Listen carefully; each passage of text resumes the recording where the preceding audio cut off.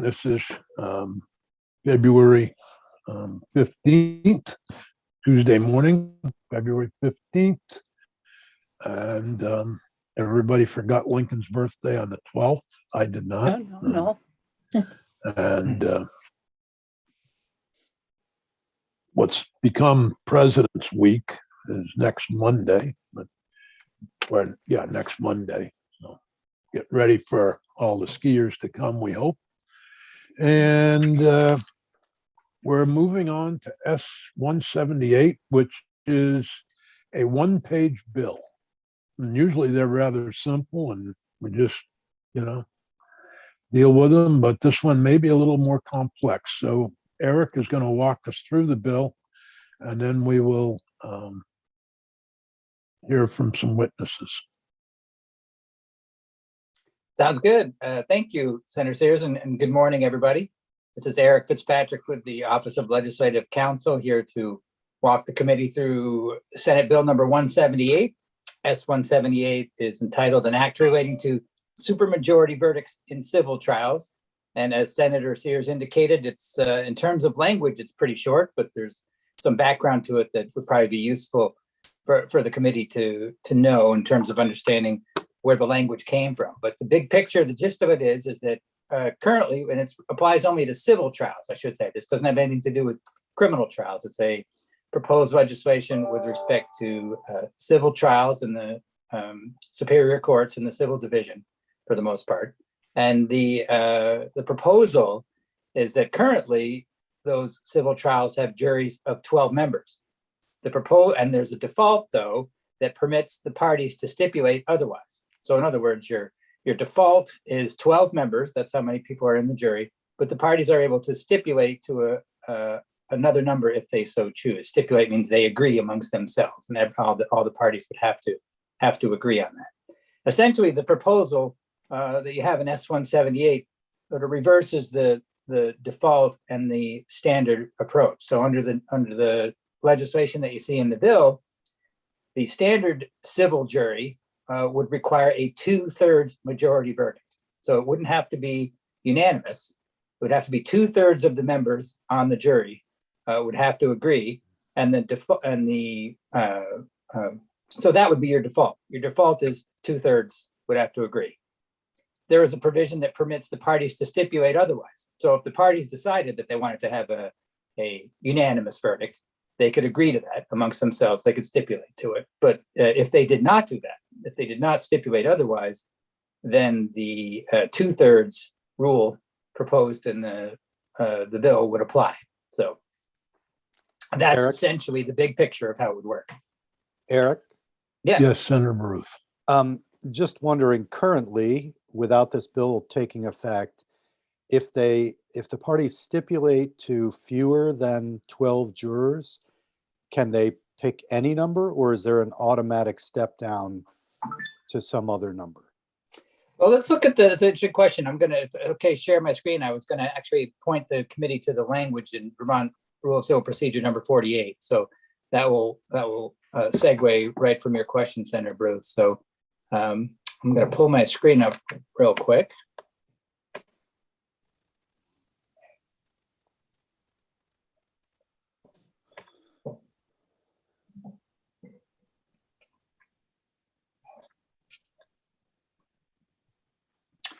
So here's the bill. That's for I just mentioned the language of S-178, and unless the parties stipulate otherwise, the verdict of a jury is at least 2/3 of the total members is going to be the verdict of the jury. Now the rule 48 provides, and this is currently in the Vermont Rules of Civil Procedure, parties may stipulate that the jury shall consist of any number less than 12, or that a verdict or a finding of a stated majority of the jurors shall be taken as the verdict or finding of the jury. So in terms of the language of the rule, I think as a practical matter, it seems unlikely that the parties would stipulate, both agree to an extremely small number, but at least in terms of the language of the rule, does appear to provide flexibility and discretion amongst the parties themselves. If they can agree on a number less than 12, or a verdict of less than unanimity, less than a majority,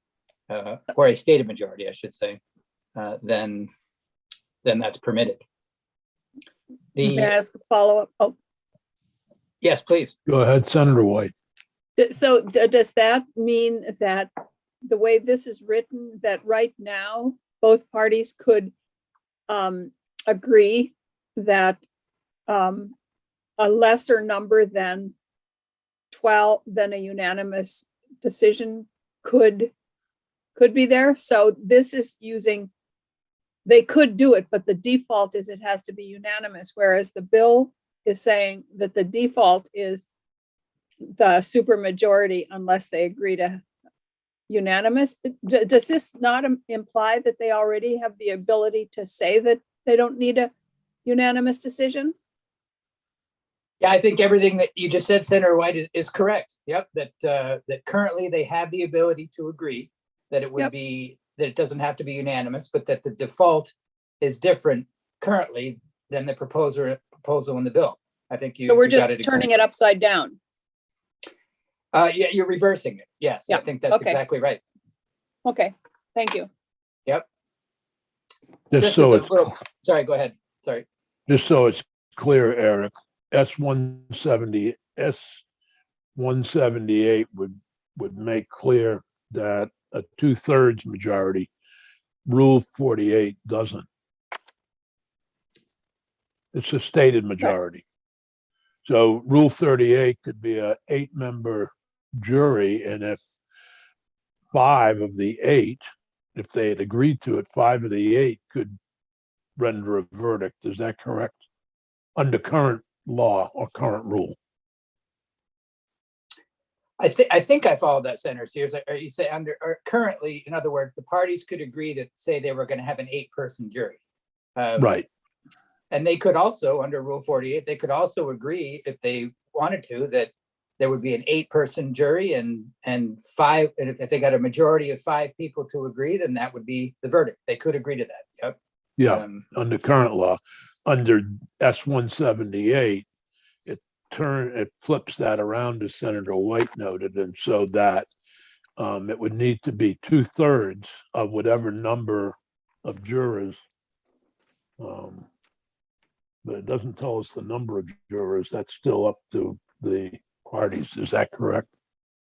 Well, I think that in terms of the number of jurors, that would remain 12, unless the parties agreed otherwise under Rule 48. So you're right. It would be 2/3 of whatever number of people were in the jury, and generally that's 12. So 2/3 of 12, I think it would be. What would that be? So it would be 8, I think. Or is that I think it's 9, but 9? Right. Sorry. Thank you. So that would be the result of the legislation S-178. That generally speaking, 9 would be, if you got 9 jurors to agree, that would be the verdict of the jury. However, the parties under Rule 48 could stipulate to less than 12 if they wanted. And right. But under Rule 48, it's the parties can decide to do this. They don't have to. Under S-178, the parties have to agree not to have a supermajority verdict. exactly. I think I got it. Yep. Just as a little point of reference, a couple of last little things, and I know you have some witnesses to hear from, but just interesting that the 2/3, there are a number of states that do this differently. There are various approaches throughout the country. This particular one I happen to base on this Maine statute. This is the current law in Maine, which also is a 2/3 majority. It's very similar to what you just described, Senator Sears. It's generally speaking, the 2/3 of the jurors is what the verdict is. But as you can see in the last line there, the parties may stipulate that it be a different majority if they want. But the statutory requirement in Maine is similar to what you have in S-175. It's 2/3. And that's, I rewrote the language, but conceptually, that's where the proposal in S-178 is based on.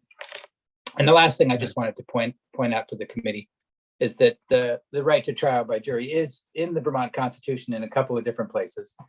You'll see it's in Article 12, trial by jury to be held sacred. And basically the upshot of that provision is that when there is a matter that is appropriate for trial by jury, a factual issue or any other matter that's appropriate for a trial by jury, then the parties have that right. And you see in the second line, the parties have a right to trial by jury, trial to be held sacred. Similar concept in section 38, just the idea. There are no specifics, you'll notice. It does not say, does the jury have to be unanimous? Does it have to be 12 people? That sort of thing. You may recall when we talked about this issue a little bit last year with respect to the 12-person jury, although the parties, as we just saw, can always stipulate otherwise. There is some Supreme Court case law that's been reiterated several times over the years, and even recently in a dissenting opinion by Justice Dewey that sort of reaffirmed this notion that the 12-person jury at least has a constitutional requirement. There's a strong argument for that, but not with respect to the unanimity that you're talking about here. That doesn't, maybe one passing reference to that in a Supreme Court case from the mid 19th century, but other than that, that principle hasn't really been articulated or laid down as law in the same way that the 12-person jury was. So, it wouldn't necessarily be a surprise if the issue was litigated, but I think there's a good basis for defending the legislation that you have in S-178. So, again, these things as we often deal with in this committee, they could get litigated, but certainly grounds to support the legislation if that's what the committee decides to do policy-wise. Okay. May I ask one more question? Sure. So this is only civil, right? Because the Constitution does say that in criminal, it has to be a unanimous jury of 12. Right. This is civil only. Exactly. Okay. Yeah. Thank you. Sure. Eric, one other question. Yeah. S-178 amend statute, and the others are amending rules. Is there a difference? The other one, you mean The parties can agree to, you just showed Rule 48. Oh, right. Yes. Yeah, the rules have to follow the direction of the statute. So as sometimes happens in the sort of give and take between the legislature and the court, you're right that if there was any conflict there, then as we've seen in the Committee on Judicial Rules, presumably the court would propose any conforming amendments that were needed to reflect the statute. But yeah, that would probably have to happen. All right. Well, I think this is easy enough to understand. The question is, should we do it? Right. Should I pull down my appreciate screen, Senator Sears? Yeah, that's fine. Thank you. Sure.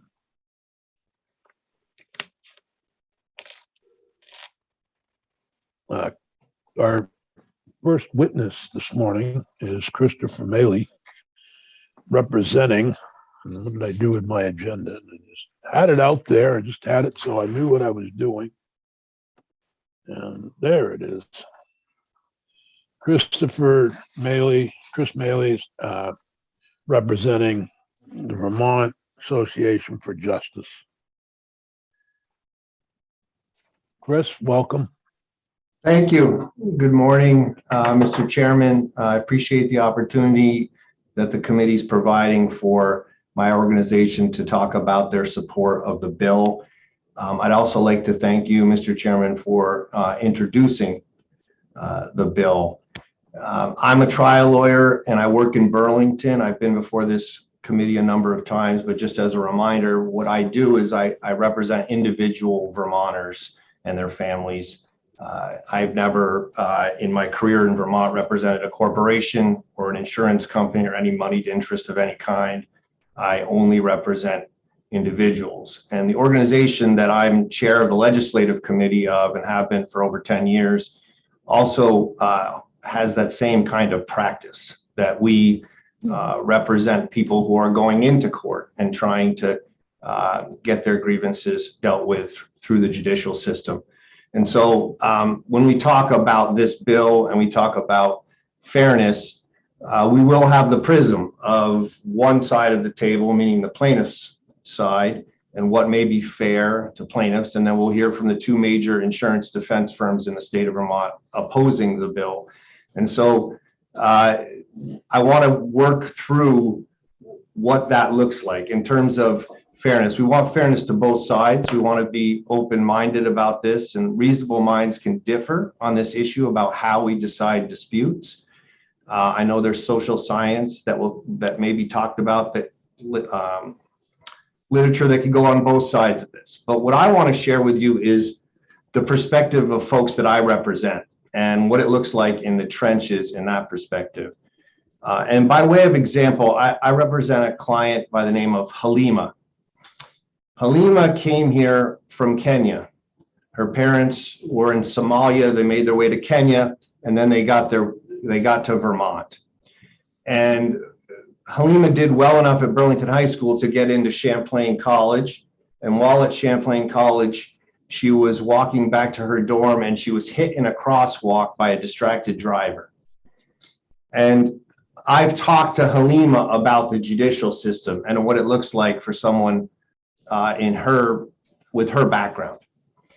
And I've talked about with her that when we go to mediation, because we'll file a lawsuit and there'll be a court mandated mediation, that we'll be in a room with a bunch of folks that don't look like her, and that they will tell her, you're in a state with the most difficult jury requirement in terms of proof in the country.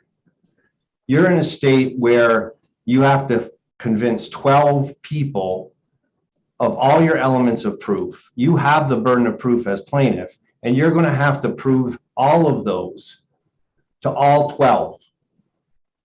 And as compared to other states, you have the most amount of jurors. So Halima, you find yourself in a world in less than 10 states in the country that's your burden that you have to overcome. And I'll tell you, that is a scary prospect for someone like Halima sitting in that seat. And in almost every mediation, and I've been in over 100 of them in Vermont, a similar argument is raised by the defense and the mediator coming into our room, coming into our side, that, hey, you have a very steep burden here.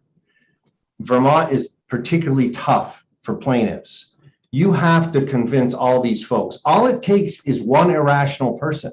All it takes is one person to hold up this process. And you may have convinced 11, but if you have that one person, and the defense doesn't have to prove anything, they just need to sow doubt. If they have that one person, you're not going to get a reasonable verdict. You're not going to get fair compensation. And we can talk about how that process works with the one holdout. But Halima hears all that and it's very daunting to her. And I say, well, Halima, let's play the devil's advocate. Let's think of it another way. What about that one person being on the jury that wants to be heard, and that person is a Black woman who wears a hijab? And the current system allows for that person to be heard and not be drowned out, not to be pushed aside. And what Halima says, who is very, very bright, is she says, you know, I know that there's no way to take out inherent bias or racism from the process. I know there's no way to make the civil justice system perfect in Vermont, but I like my chances better with a jury with a supermajority where we are excluding the person who has that racist view or that person who has some kind of irrational mind. And so I think that the context that our side wants to get out is that when we talk about fairness, and we'll hear, why change this? Everything's fair in Vermont. There's nothing broken here. Let's not fix it. Fairness depends on where you're sitting. Fairness depends on who you're representing. And what I would say is that what we're looking for is a change that's more consistent with the American way in terms of majority rule. And I can't think of a better time in our country to raise this issue.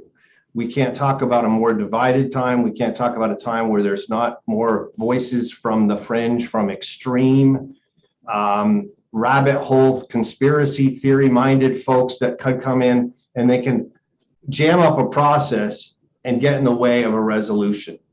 And so I think another thing the committee might consider is why now? Well, apart from the changes that I've talked about that have happened culturally in the country, this is not a new issue for our organization. This is an issue that we've been pounding the drum on for 20 plus years. I've been chair more than 10 years, and we've been advocating for this issue for a very long time. I met with Shap Smith when he was speaker on this very issue. We had support of this issue in 2002. And one of the things that is for the committee's consideration is there's a Vermont Supreme Court report that was done in 2002. And on that committee were 21 people, including some Supreme Court justices, so several judges, a bunch of prominent members of both sides of the bar. And what they determined in looking at this very issue back in 2002 was that they recommended that non-unanimous juries be instituted. They recommended the change we're advocating for right now, this judicial committee that was put together by the Supreme Court. And I asked that the committee members take the time to read it. It's not that long, but one of the things that the committee says that the committee is most concerned with compromise verdicts, which it believes have been a significant problem in Vermont. Now, you hear the term compromise verdict, you think, well, compromise is a good thing. We want compromise. We want deliberations to be tough and battled out and ideas to be heard, and you reach a compromise. But in the legal setting, the word compromise verdict means that there's 11 folks that want something, and there's one person who wants something dramatically different. And then the 11 folks have to bail on whatever their strongly held belief is on the issue in order to get to the unanimous verdict.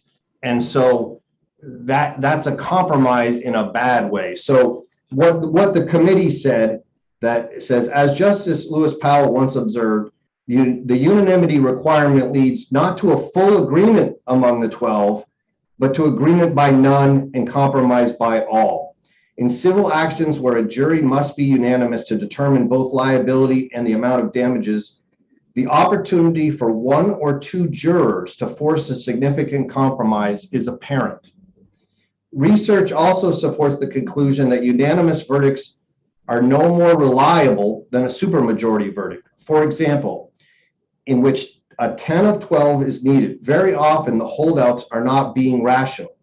In one study, the confidence level among jurors required to reach a 10-2 verdict was higher than among unanimity rule juries. Even holdout jurors on supermajority rule juries expressed greater confidence in the verdict than did the jurors on the unanimity rule juries. This is from this committee of Vermont judges and attorneys. So this is not a unique idea to the plaintiff's bar or attorneys who represent folks that are trying to come into court. This is something that's been dealt with, and nothing much has changed in terms of those ideas, other than I would argue that our society has made it even more important that we lean toward these changes. I could just ask the common sense hypothetical. You as a committee have a bill you have to consider, and you want to get it out of committee, and you have to have a unanimous finding to do that, or you want to pass a law and the entire House has to vote for something, or the entire Senate. You're not talking about filibuster-proof majorities, you're talking about everyone. And so no matter how irrational one person may be in a situation, you can't get that bill out of committee, you can't get that law passed. I don't think that's really the way we see it in America. And we also provided a chart about what other states do. and you'll have that for your benefit. Less than 10 states in Vermont, less than 10 states require 12 jurors and unanimous.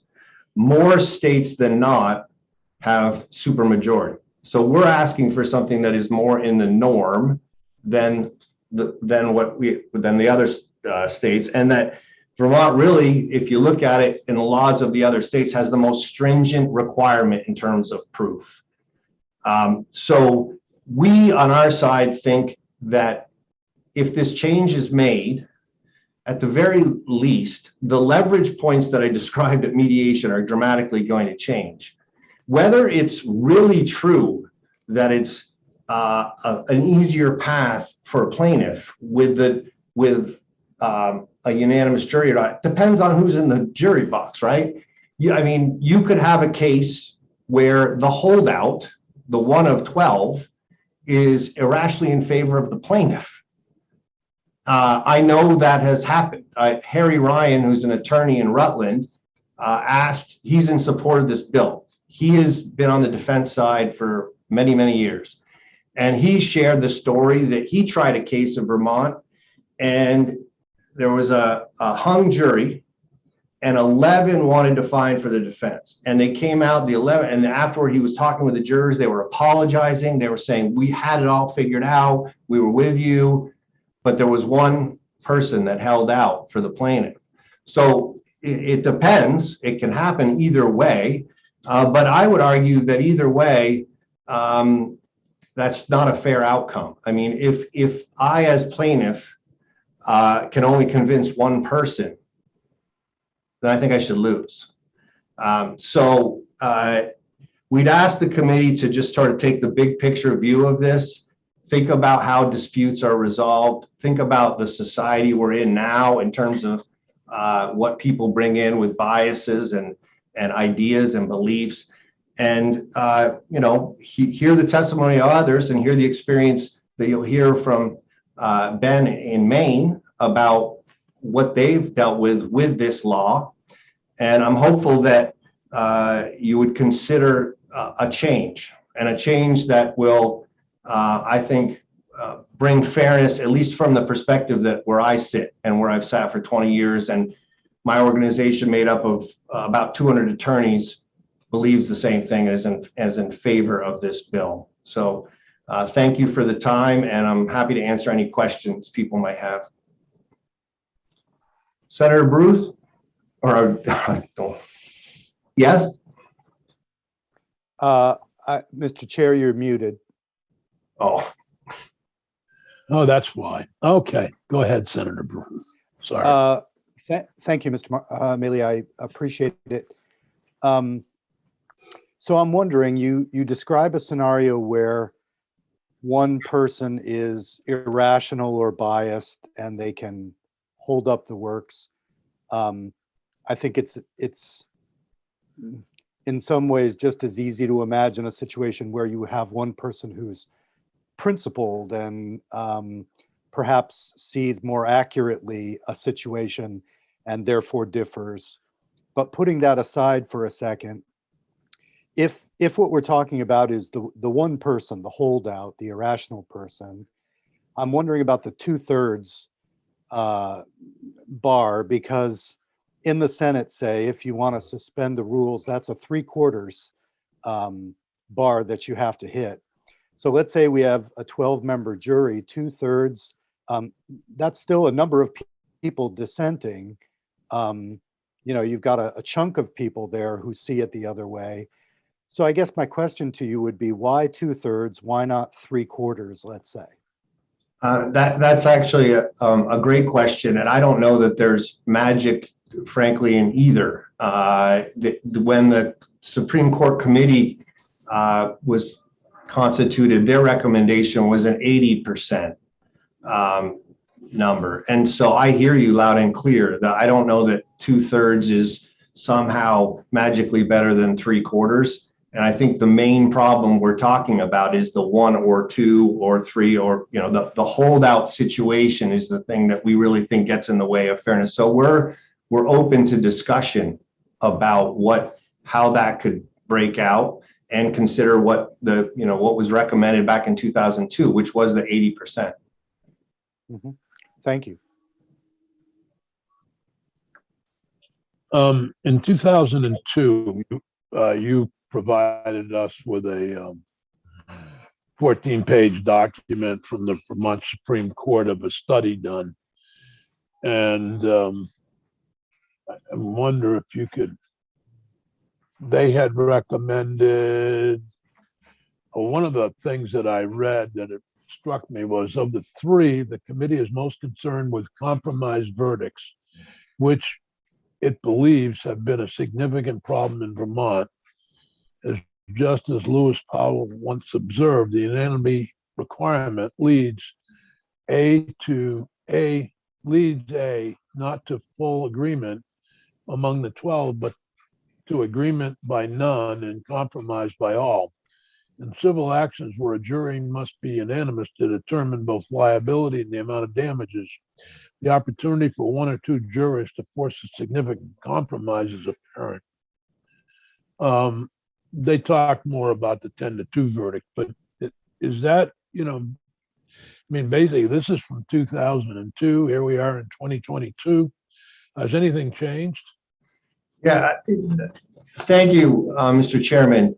I think what's changed, sadly, is a society of folks that can get along as well as maybe back in 2002. So what I think has changed is we're in a more divided country with more extreme views, where the likelihood of this holdout one or two person, I think, is greater than it was in 2002. I don't know that I need to be a social scientist to make that claim. I think that's pretty evident. So I think that the case is now stronger in 2022 than it was back in 2002. And I'd also ask that the committee review Judge Katz's comments about this and the rationale for why he was in support of it, and look at the names on the list. I mean, Justice Carroll's on there saying that she thinks this is a good idea. There's a bunch of retired judges that are on there that are on board with this idea.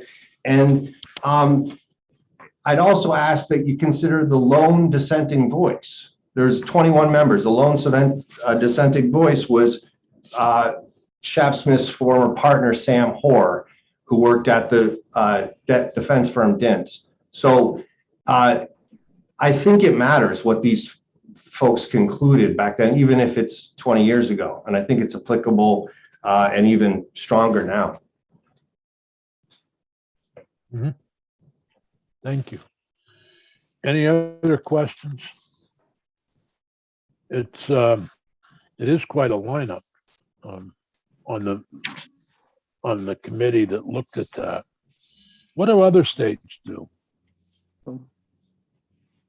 You said, I'm sorry, Senator Nick, go ahead. Are there numbers of civil trials in Vermont of how many have decided on their own to go to a lesser number than 12? That's a great question, and I should have hit that one. There was a lot of discussion when Eric was talking about the law about the idea that it can be stipulated to that folks will take less than 12, or you could stipulate to a non-unanimous jury. If defense counsel regularly stipulated to a non-unanimous jury, we probably wouldn't be here.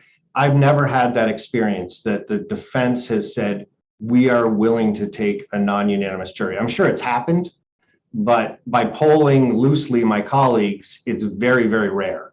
What I have heard is, depending on the jury situation and the numbers, and not wanting to impanel a whole new group, I've heard sometimes they'll say, we'll take 10, instead of 12.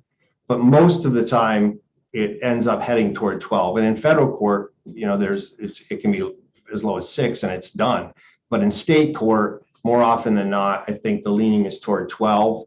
But I know defense counsel have agreed in some situations to less. I just don't know, and maybe I'll hear from the folks who are on the defense side later about situations they're aware of where there was an agreement to take a non-unanimous jury verdict, but I just don't see it very often. So I guess I don't know about specific statistics, but I know about my experience and the experience of my colleagues. My question was about other states. The majority of states have a law that is similar to what we're talking about in terms of supermajority. They have different numbers, you know, in terms of the breakdown. We're not talking all 2/3. Some are, you know, different fractions or percentages, but that's the majority view across the country. And most states have less than 12 as well. Yeah, I see many of them use 10 of 12 or 2 of 6. Rather than the 2/3 or 9 of 12, whatever. Kentucky is 9 of 12, 5 of 6 in district court. I don't know what the difference is there. Maine is 2/3, Michigan's 5 of 6, Mississippi's 9 of 12, Missouri's 3/4, Montana 2/3 of any jury. Nebraska 5 of 6. Same with New Jersey, New Mexico. It runs the gamut, but it seems like many of them, New York is 5 of 6. So many of them would have 2 people, could be on, you know, it'd be 10 of 12 really, or 5 of 6, depending upon the number of jurors. Okay, other questions of Mr. Maylie? Chris, thank you very much. I hope you'll hang around, and if there are questions later, maybe we can come back to you. Okay, you're welcome. Our next witness is Bob Gideon, who's an attorney with Gideon and partner with Gideon. I can't read the last. Do you want me to cover that? Yeah, would you please? I can't read Sure. what it is. Yeah, so thank you, Senator Sears, Mr. Chairman, members of the committee. My name's Ben Gideon. I'm sorry. It's okay. It begins with a B, so it's close enough. Yeah, well, we got And I close. apologize for not wearing a tie. You guys are more formal in Vermont still than we've moved to in Maine. So next well, time I'll be sure good to to dress know. better. Please don't worry about that. We So were I'm a all just plaintiff's. out of a Senate session. I understand. So I'm a plaintiff's trial lawyer like Chris. He did a great job presenting the issue, and I really don't want to repeat most of what he said or any of what he said. I think I was asked to come primarily because I'm a lawyer in Maine, where we have the 2/3 rule. And I can say from my own experience of trying civil cases in Maine for over 20 years that the 2/3 rule works exceptionally well here. There is no problem with runaway verdicts or any kind of specter of horrible things that you might hear that could happen. It just, it's the normal approach that we've used since as long as I know, and I think anybody can remember, and it works, it functions very well. I'm also a member of the Vermont Bar, although I've only tried one case to verdict in Vermont, so I can't speak authoritatively about your system. And you know, there's certainly pros and cons to different approaches, and different states have different approaches, but I really just wanted to highlight one aspect that's already come up. I think Senator White asked the very astute question about civil versus criminal. And I really do think it's critical to make that distinction, because the roles of the civil justice system and the criminal justice system are very different.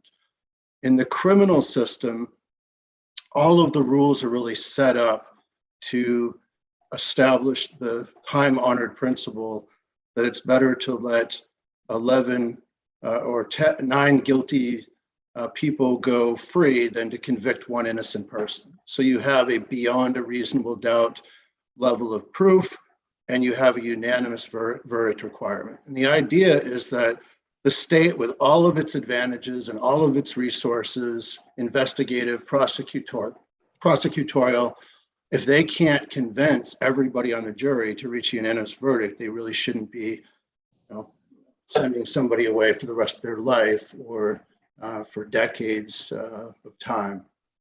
That's how the criminal system is supposed to function. That's the goal of that system. The civil system really has a very different goal, although I think in the minds of many people, they're often confused and in some sense meshed. But as Chris pointed out, the goal of the civil system is really a practical goal. It's to help resolve disputes between private litigants, so that rather than an eye for an eye, in the so-called old days where you would take out your vengeance and get your pound of flesh from somebody else because you were extremely frustrated about the fact that in Chris's case, for example, his client was driven into and struck down while crossing in a crosswalk.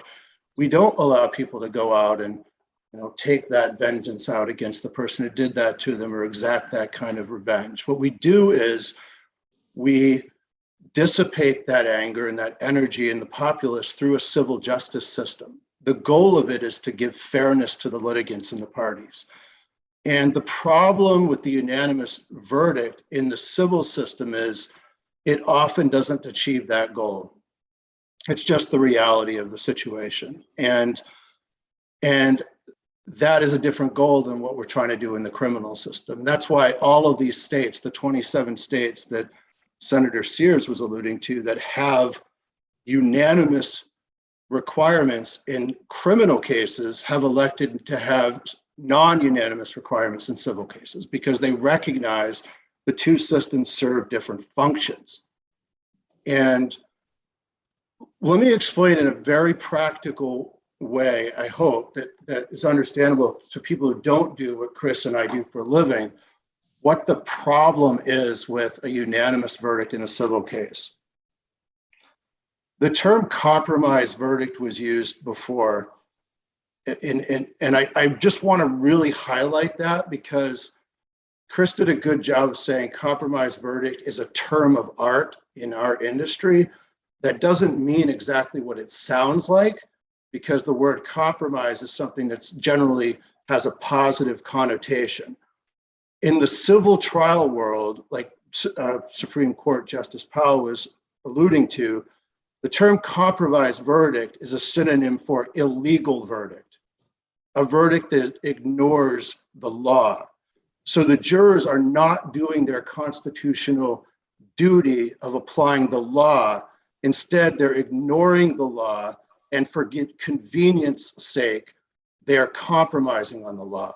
So in a civil case, the jury is required by law to decide two elements. One is the liability side of the case. Did somebody do something wrong for which they should pay a verdict? That's question one. If that question is no, if they decide somebody did not do anything wrong, then they should not ever get to question two, which is damages. How much does that person owe the other person to whom they did wrong? Those are two separate and distinct questions, and the law requires them to be treated that way. On the other hand, if somebody did something wrong and you get to question two of how much is the person entitled to, now the person is entitled to all of the damages and remedies that the law allows. And that number should not be reduced because of the degree of wrong involved. If the wrong is established under law by the burden of proof, more likely than not, preponderance of the evidence, then you get to damages and you're entitled to a full measure of damages. So if you've been out of work for 2 years and you have $60,000 in lost wages, if you have $50,000 in medical bills, you're entitled to recover the full amount of those elements, plus whatever the jury finds for non-economic losses like pain, suffering, et cetera. But what happens in reality, and we know this from social science and we know it from jury research, I do a lot of jury focus groups in my practice, so we see it time and time again. And everybody knows this, although the fiction is that it doesn't happen because we can't see what juries actually do unless we study it. But what really happens is, let's say you have 11 people on the jury that all believe that there was liability. So they find for the plaintiff, and they collectively agree that the total amount of the damages to be awarded is $25,000, just hypothetically. But then the 12th juror says, no, I don't believe there was any liability at all. The defendant didn't do anything wrong. What you would expect is to find a hung jury because they can't agree. You don't get unanimity on liability, right? So you should have a hung jury. But the reality is we don't see many hung juries, virtually no hung juries. The other side will make that point. And by making that point, they believe that's evidence that the system works. But it isn't. It's evidence that you have compromised verdicts in almost every case. Because what happens is that one juror, or to address Senator Baruch's point, 2 jurors or maybe 3 jurors, whatever the number of holdouts are, what they do is they get frustrated, and rather than follow the law and stick to their guns on the liability issue, which they're required to decide separately, what they say is, okay, we'll go along with you on liability, even though we don't believe the defendant did anything wrong, but we don't want to give $25,000 in damages. In order to get our vote on liability, you need to agree to reduce the damages down to 10. That's what we call a compromise verdict. That is an illegal verdict. If it were known that that happened, that verdict would be overturned on a motion for new trial, and it would be overturned on appeal. The problem is you will never know that happened because there's no mechanism to find that out, because the jury deliberations are sacrosanct. On the flip side, let's say it's the other way around. 11 people believe there was no liability. Defendant did nothing wrong whatsoever. Should be a defense verdict. But there's one very strong juror who believes the defense was negligent and believes there should be $1 million verdict. And that person just has their heels dug in. Again, you should have a compromise, you should have a hung jury, but you may not get a hung jury. You probably won't. And what likely will happen as they go and deliberate hours after hours, people get tired and frustrated and give in, is that the 11 people say, all right, we're willing to come over on your side and fine for liability, but $1 million is crazy, it's too much. How about $100,000? And that's where you end up. You get a compromise verdict for $100,000. Both of those verdicts are illegal. They're both illegal in the opposite direction. So what the supermajority approach does is it goes a long way toward eliminating illegal compromise verdicts. And by doing that, it restores a functioning civil justice system, and it restores integrity and trust into a system that unfortunately has lost a lot of integrity and trust. Litigants don't want to try their case to a jury now. The number of jury trials has plummeted, and the reason is because you can't trust the system. Because if you get one rogue juror or a couple rogue jurors who want to create mischief, it blows up the whole process. And it's really unfair. So that I'll stop there. Happy to answer any questions you have about anything. And I can assure you, if your experience in Vermont is the same as what it's been in Maine, the system will work well. There have been no problems associated with our supermajority approach in Maine. What I hear often is if it ain't broke, don't fix it. And the belief that the current system is not broken. And that, Vermont verdicts are traditionally, Vermonters are cheap, and so they don't give out huge verdicts unless they're warranted, et cetera, et cetera. What's your thoughts on that? I mean, in full confidence, honesty, the one verdict I tried in Vermont was a $22.5 million verdict. So I feel pretty comfortable with what Vermonters have done for my client in one case. But of course, you can't draw any inferences from limited data. And in that case, it wasn't me or the jury necessarily. It was the fact that we just had a wonderful case and wonderful clients who were deserving of that verdict. I think the problem with both sides, and on our side and the other side that you'll hear from, is a lot of what they say is anecdotal, and they cherry pick data to support a point. The most litigated civil cases never go to court. So if you're drawing inferences from the cases that are tried to verdict, you're missing 97% of the cases that are filed. And like Chris said, what happens is litigants go to mediation, they're in settlement discussions, and somebody like his client may never end up in a courtroom because she's persuaded that, given her background and the risks of having a single rogue juror, she should take a reduced value settlement rather than risk going to a courtroom and trying to persuade 12 people all to do something for her.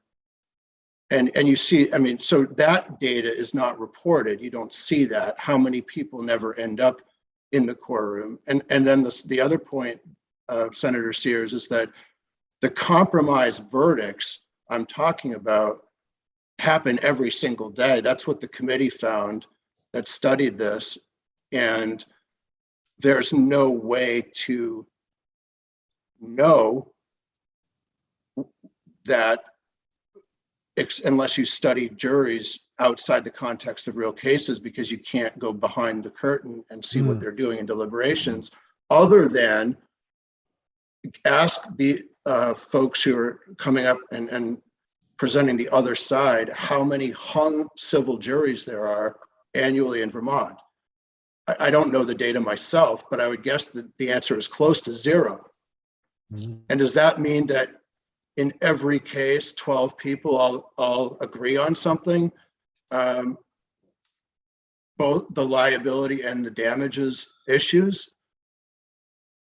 Or does common sense suggest that what's really happening, which we know when we do focus groups and other exercises where we can study this, is that those are compromise verdicts. You're getting the one or two holdouts will come over and find the opposite of what they believe on either liability or damages, but exact something in exchange for that.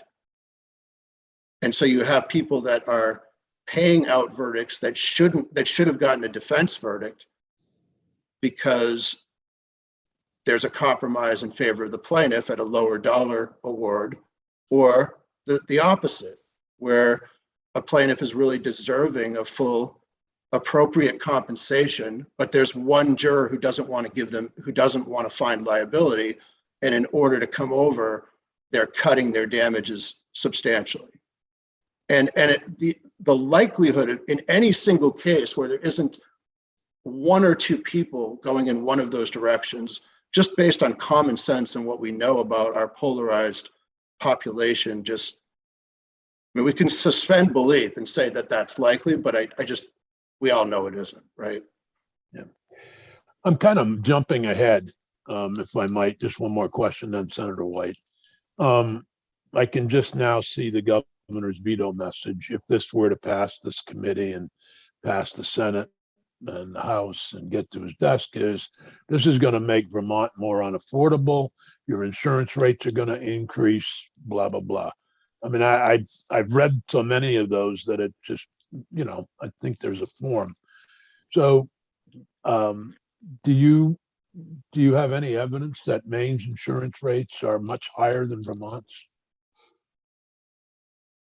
I can't speak intelligently about insurance rates in Maine or Vermont. What I can tell you is I'm aware of the highest jury verdicts in the state of Vermont in the history of the state, and they're all higher than Maine verdicts. And you have a unanimous requirement, we don't. So I'm not sure there's necessarily a correlation in results in that kind of linear fashion. I mean, I think that argument, I've testified a few times in Maine before our Judiciary Committee. That's the same argument that the people that oppose change make on every issue every time. So, and of course, that is an important question, but the integrity and functioning of our judicial system is also an important value as well, right? And I mean, in criminal cases, it would probably be a lot easier just to dispense with trials altogether and throw everyone in jail, because statistically, most people that are prosecuted for crimes are probably guilty. It'd be a lot more expeditious and a lot less costly to do that. But there's a value to a process that has integrity and stands for justice that I'm not sure can be quantified in terms of insurance rates or premiums. Well, I'm just, I'm going by my experience with a bill on medical monitoring that. Yeah, true. That we, Senator White, you had a question. No, I just thank you, Mr. Gideon. It was helpful to be reminded of the different goals of the criminal system and the civil system, because periodically, I anyway need to be reminded that they are very, very different, and that in the criminal, it's the state, it's David and Goliath, and in the civil system, it's two private parties that are there. So thank you, that was helpful. Any other questions for Mr. Gideon? Thank you so much, and enjoy the day in Maine. I hope you've got as sunny a day as we do. It is. Thank you all so much, and good luck with your bill. Thank you. Thank you. Our next witness is Jennifer Mcdonald from the Director of Litigation with Downs, Racklin, and Martin. Jennifer, welcome. Good morning. Thank you for having me, Mr. Chair, committee members. It's a pleasure to be here, and thank you for the opportunity to provide testimony on S-178. As Senator Sear said, my name is Jennifer Mcdonald. I am a litigation and trial attorney at Downs, Racklin, Martin, and I'm in the Burlington office. I've tried numerous jury trials and bench trials in both Vermont, state, and federal court. Mr. Maylie had referred to my firm as an insurance defense firm. We do insurance defense, but we also represent individuals. My personal practice and cases that I have taken to trial have involved commercial disputes, property disputes, and personal injury disputes. So it really runs the gamut. We bring at this a wide perspective. And so what I'm going to testify, and based on my experience, what I know and what we know as a society about group thinking and how juries deliberate. And yes, I'll be referencing some of the studies that Mr. Maylie said, which contradict the ones that he referenced, that I have serious concerns about S-178. I want to start with Mr. Maylie's statement that Vermont is the most difficult state in the country with which to try a jury. I would disagree with that. First off, I think it bears noting, and this is important because of Vermont's civil practice, that the federal system for both civil and criminal procedure requires unanimous juries. So in all the federal courts, in every state throughout the country, you will find the requirement of unanimity. I would also say that the studies that were referenced at this point in time, we're talking about 20 years ago. And I think it bears noting that there have been more recent studies that have looked at this. And while Mr. Gideon, Maine, as far as I understand it, I believe that was 2003. And so while there are many states throughout the country with the state system, not the federal system, that have gone on to require less than a unanimous agreement among the jurors, one really critical study that I want to bring to the committee's attention, and I can provide this as a supplement, is that in 2005, in part in response to growing concerns with the jury system and in some states, a trend away from unanimous juries. The American Bar Association. Now, the American Bar Association serves as the national representative of the legal profession. It is not defense only. It is not plaintiffs only. It is throughout the country. It is that national representative for our entire profession. So the American Bar Association in 2005 addressed the concerns with a non-unanimous jury in a 2005 report called Principles for Juries and Jury Trials. These principles were intended to define the ABA's fundamental aspirations for the jury system. Principle 4 is very clear, and it applies in both criminal and civil contexts. Jury decisions should be unanimous. The problems, and so I'll go on to talk about some of the problems with non-unanimous juries. There are many. I would say that the benefits of unanimity far outweigh any of the anecdotal concerns that we have heard about. The ABA, which is the American Bar Association, stated both in 2005 and then again in 2016 in response to significant concerns with 2 states that had allowed non-unanimous juries in criminal trials, which I'll address in a second. The ABA stated at both those times that, quote, the research shows that unanimous verdicts are more reliable. They are more careful and more thorough because unanimity furthers the deliberative process by requiring the minority view to be examined and, if possible, allowing that minority view to be accepted or rejected by the entire jury. The premise of Mr. Maylie and Mr. Gideon's presentation is that the minority view is irrational or is somehow incorrect. And what we know, I think what common sense will tell us, what the studies in the ABA's materials will say, is that the minority view is not always irrational. The minority view may be coming at this from a different perspective, from a different life perspective, from a different demographic than the majority. And so what the unanimity requirement insists happen is that a voice is given to every member of the jury and that those minority views are not discounted. The same ABA report that I just mentioned also cites 2 studies and materials about the concerns with respect to a hung jury, the concerns with respect to compromise verdicts, and quote, this is what the ABA has to say for it. It says, quote, this fear is overstated. So even, I want to go back, my concern from my perspective, my concern for Vermont is that the effect of a non-unanimous decision-making will have the effect of silencing those minority voices on our jury. The studies in the materials that I've read show that the minority jurors will participate more actively when decisions must be unanimous. Serving on a jury is a privilege, but it is also a duty. It is not a decision that citizens get to hold up their hand and say, please pick me. We are asked to serve, which makes that a different situation than people who, like yourselves, decide to represent the citizens of Vermont in the legislature. So these are not people who always are used to insisting that their voices be heard. So requiring that it be unanimous means that everyone must deliberate together and talk and attempt to reach an agreement.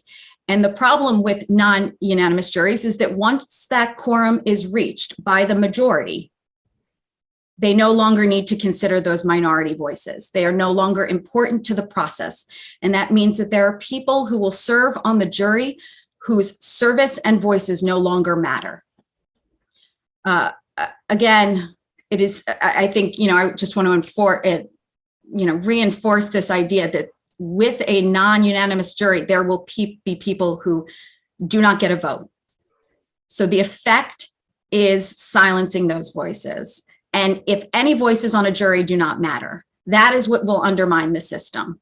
And while there is certainly a difference between the criminal system and the civil system, the jury system as a whole requires that it be trusted by people not only who will be coming before the jury as private parties in the case of civil disputes, but also by people who will be serving on the juries. So we need to insist that all voices matter. We need to avoid any perception of unfairness in the deliberation process. And we need to discourage people, majorities from discounting those voices of people with different perspectives, different life experiences, who come to the jury with those different perspectives. So, I think as Mr. Gideon said, and this is very important, there is some part of the process that we simply don't know. So there's much here that we are going on anecdote. We don't get to be, as lawyers, we don't get to sit in the back room as much as we would like to and listen to the jury deliberate. So we can't start from the premise that the minority voices on the jury will be irrational, will be holdouts. We also don't, in Vermont, have any evidence that there are compromised verdicts that happen. We just don't have that evidence. You don't get to ask the jury that. And I'm not aware of any study in the past at least 20 years that has ever looked at that. Again, I think the one thing that we all agree on across the board is the last thing that we should be doing right now is creating more division within the system. And so this is, I think, as Senator Sears may have referenced, this is a system that requiring unanimity, that is not the broke system. We need to continue to have everybody who is on the jury heard, allow for that decision making.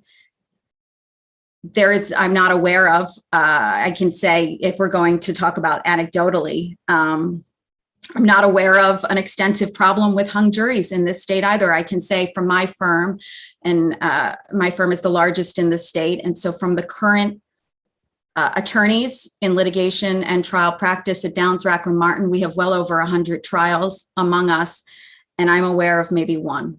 I am aware of one. I know that David Cleary sent a letter to the committee referencing his almost 300 jury trials over the course of his career. And my understanding is that he was also not aware of a problem with compromise verdicts or with hung juries. And so if we're starting from the position of we do not have evidence of a problem with the jury system, we do not have evidence of a problem with compromise verdicts, we do not have evidence of a problem with hung juries or holdout juries in our system. We have a report from 2005 by the American Bar Association, which occurred after Maine and many of those states went to a non-unanimous jury that looked at the studies, looked at the social science about decision-making, and came to the conclusion that the effect of non-unanimous juries is to silence voices who participate. I note, I will kind of note again, it is critical that Vermont has, and we continue to do this, Vermont really tries to mirror the federal rules of civil procedure and the Vermont rules of civil procedure. And we are, when the federal rules are amended, our Vermont civil procedure rules are often amended to mirror those rules. The federal system requires unanimous juries in its civil cases. I think I would also reference this because this was a concern. I reference this because it was a concern of Mr. Maylie's. And he talked about his client named Helema. And we certainly don't want anyone in our system to feel that they are not getting a fair shot. And that is certainly not the intent. But what I will reference for this committee, although I certainly understand that there is a difference between criminal and civil jury trials, is that in 2020, the United States Supreme Court actually took up the issue of 2 states in the country that had moved to non-unanimous juries in criminal trials. And so in deciding that not only was that unconstitutional in the criminal context, but that the history of the non-unanimous juries in those 2 states was rooted in racism.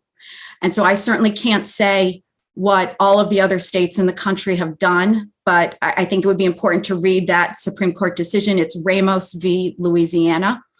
And so part of that recognition is that we need to give voices to minority members on our jury. And so with that, if there's any questions, I'm happy to address them. and I appreciate the committee's hearing from me. I'm happy to provide any of the materials that I've referenced for further review. Right. The 2016 ABA report, is that on criminal or civil? That is on criminal.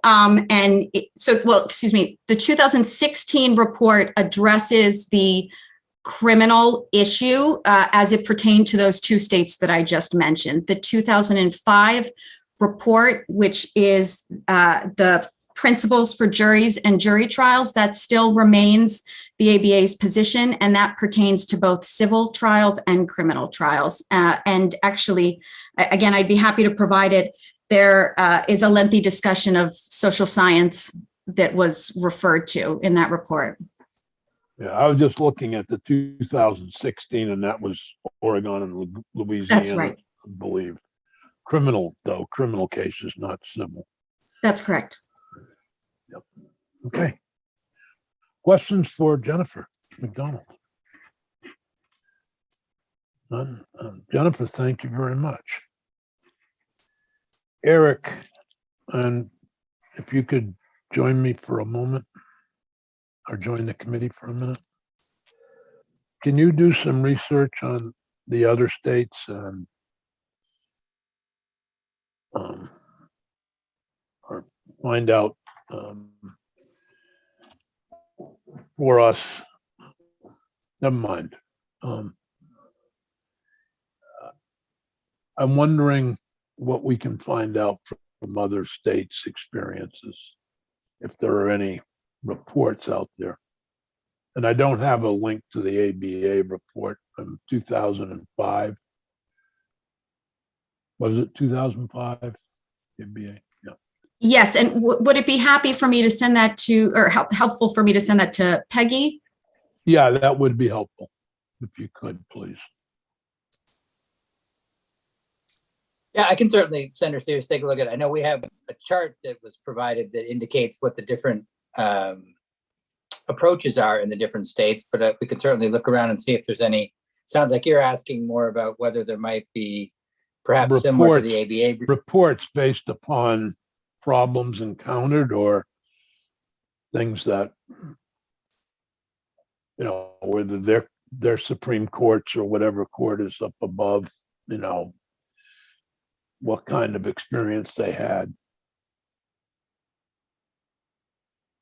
Sure. I noted that Maine and New York are right next to us, so that they're in there, and maybe anything there would be helpful.